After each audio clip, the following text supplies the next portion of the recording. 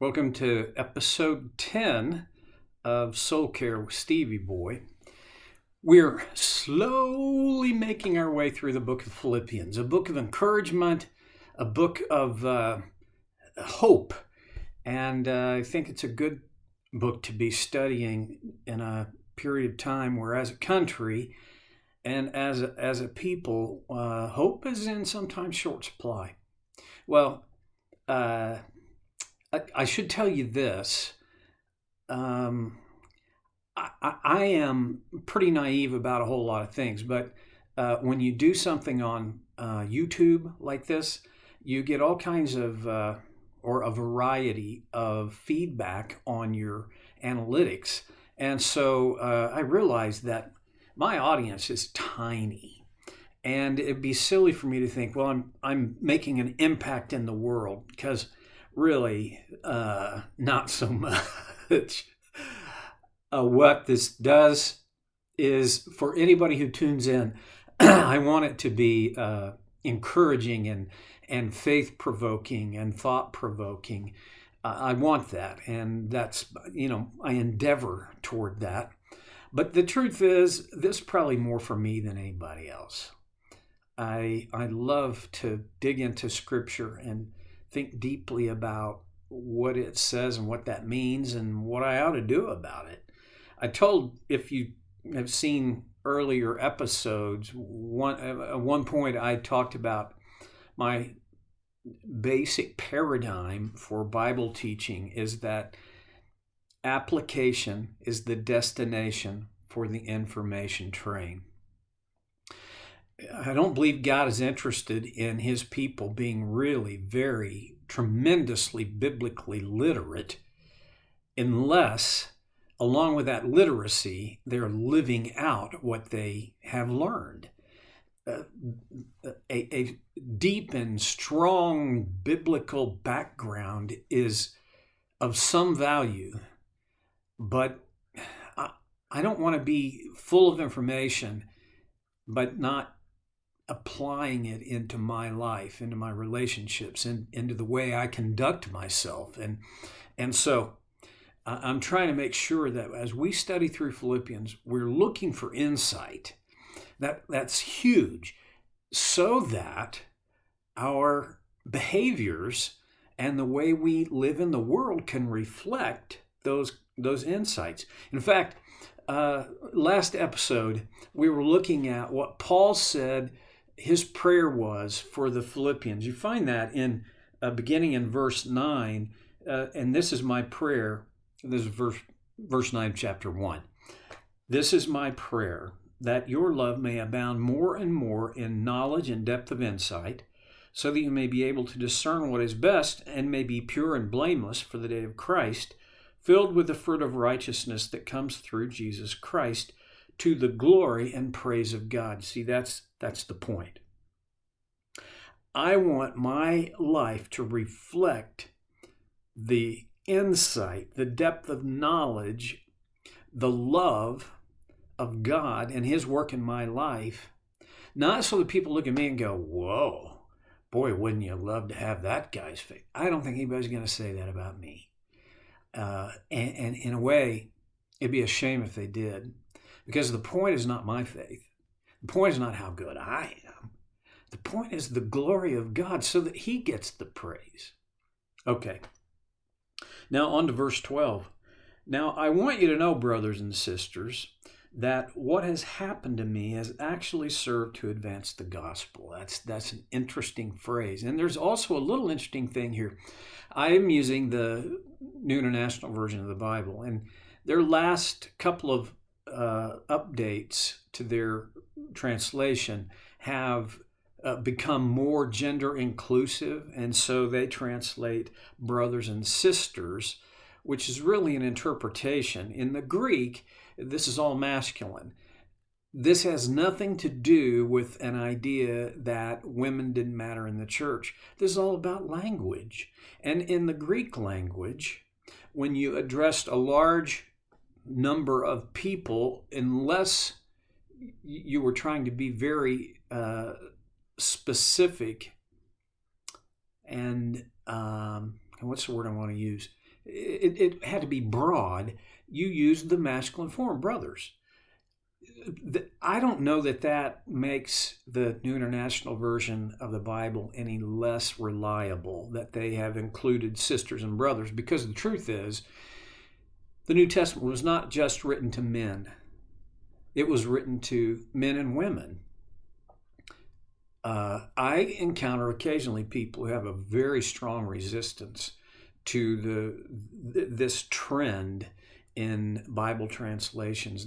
They want it to be more literal. And I understand that. I think one of the difficulties, though, of Bible translation is the same difficulty when you translate from one language to any other language. There are times when you have to interpret a phrase, a word, an idea, in order to bring it from one language to the other. And I think that is the case here. So I don't know why I felt like I had to bring up this whole translation thing, but I will say, if that bothers you, I don't want it to bother you. There is the English Standard Version of the Bible that is broadly available. If you're using the YouVersion of the Bible, you just click on it. And it is much closer to, although I only know of one word for word translation, and it's almost impossible to read.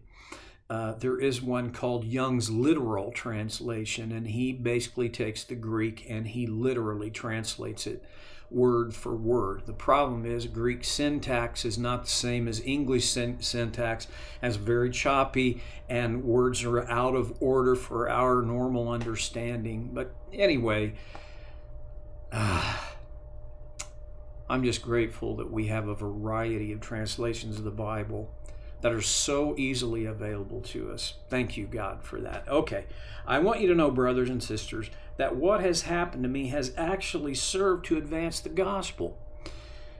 When Paul was taken prisoner and was shipped off and appealed to Caesar, because it was really clear that he was not going to get a fair trial, and they said, to Caesar you have appealed, and to Caesar you will go. I think the church probably thought this was a very bad thing. Our hero, our kind of, I hate to trivialize it, but he was the face of the church. When you get outside of Jerusalem and Israel, he was the face of the church in the world. That he would be imprisoned and shipped off to Rome, where he was, and we believe this to be the first imprisonment and in house arrest. They thought that was a bad thing. Well, of course I would have thought that's a bad thing. If Billy Graham or Ravi Zacharias were arrested and hauled off, we would all think that was a bad thing. And on certain levels, yes, it is a bad thing. But Paul said there's another level here that you have to be looking for. That what has happened to me actually served to advance the gospel. And I think that's a very interesting thing. So far, up to the time of his arrest and imprisonment here, Paul had been free, and boy did he go. He went... my theory is he probably traveled more than 99% of the folks in the Roman Empire, and wherever he went, he spread the contagion of the Christian faith. He started churches where no churches had existed before. He encouraged churches that had been established. He wrote letters, and the very large majority of the New Testament that we have contains the letters of Paul to these churches. Well, you would think that would equal advancing the gospel. And it was advancing the gospel. But Paul said, don't forget, and I know he didn't say this, I think one of the pieces of meaning in this is don't forget. There's a level at which God works that we have no no clue. We don't know. And so that's where Paul is working. And what looked like it was stymieing the gospel, it had hindered the gospel, it had stopped this crusader for the sake of the gospel. Paul said, oh no, it's actually served to advance the gospel. Goes on in verse 13, as a result, it has become clear throughout the whole palace guard and to everyone else that I am in chains for Christ. There's an interesting thing about the way Paul was imprisoned under house arrest. Most historians, most scholars of this time believe that Paul had a 24-hour guard presence. Can you imagine the poor guard? Well, not the poor guards, because Paul was no burden. I think Paul was winsome. I think he would have been a pretty amazing conversationalist. He was so broadly read. He was highly educated. He was a very relational person. So it's not like these prison guards were punished by being chained to him for an 8 or 10 hour stint. But day after day after day, these guards were in his presence. He was not out of their sight. I can imagine that eventually Paul found a place in their heart. And when Paul found a place in their heart, Jesus found a place in their heart as well.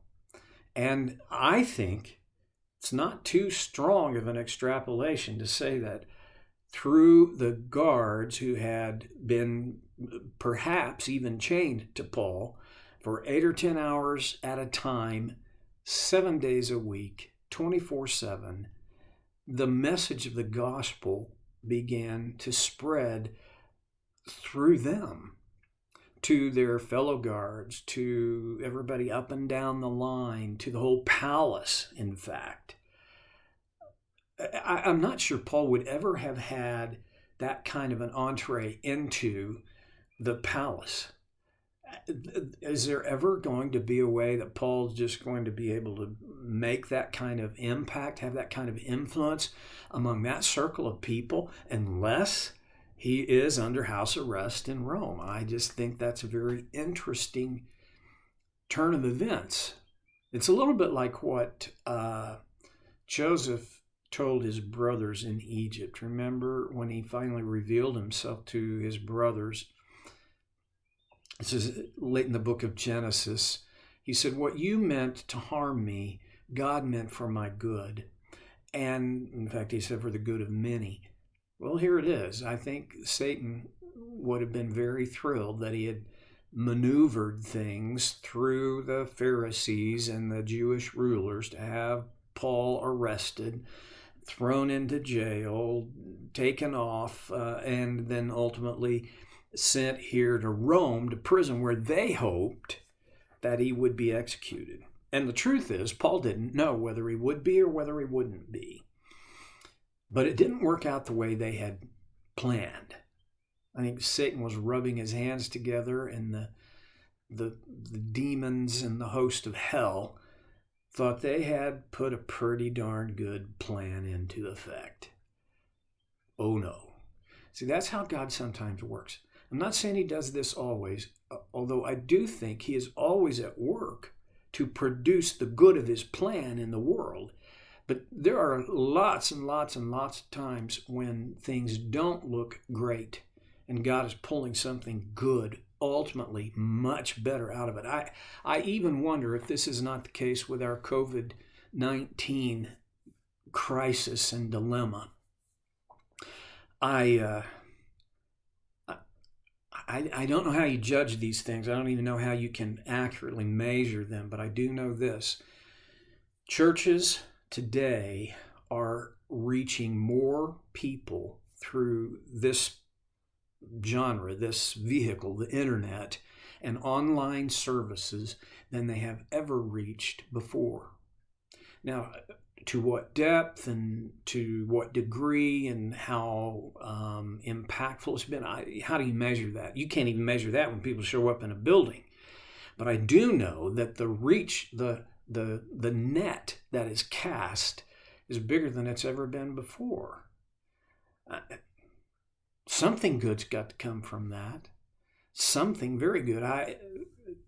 At Life Church here in Oklahoma, they have a sprawling network of online services.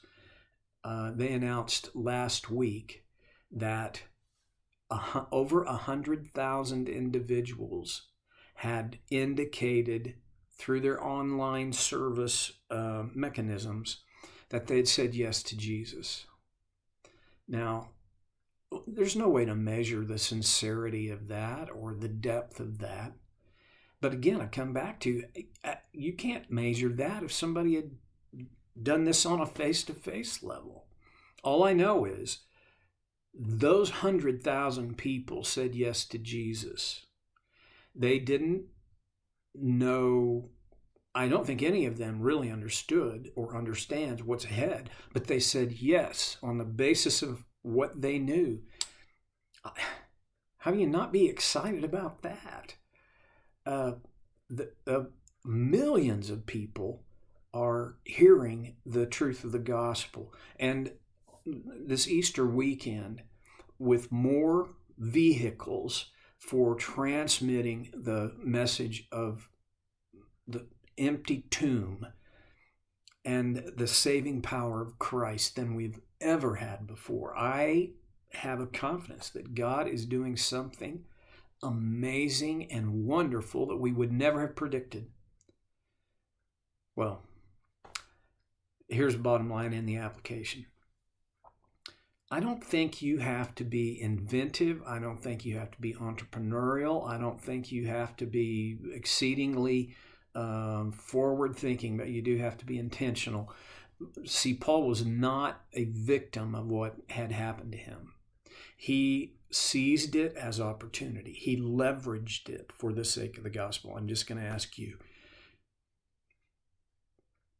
how can you leverage what's happening in your life right now for the advancement of God's kingdom, for the advancement of the gospel, so that what is happening to you and me serves as a powerful advancing of the gospel? I don't know who your palace guards are. I hardly even know who mine are, but I do know that somebody's watching. Somebody is. I'm influencing somebody, and so are you. And my challenge is that both you and I would seize every opportunity to advance the gospel, even when it seems just nearly impossible that would happen. Okay, I've gone over. Holy smokes, I've gone over 2 minutes, 3 minutes, and I apologize. Next time I won't.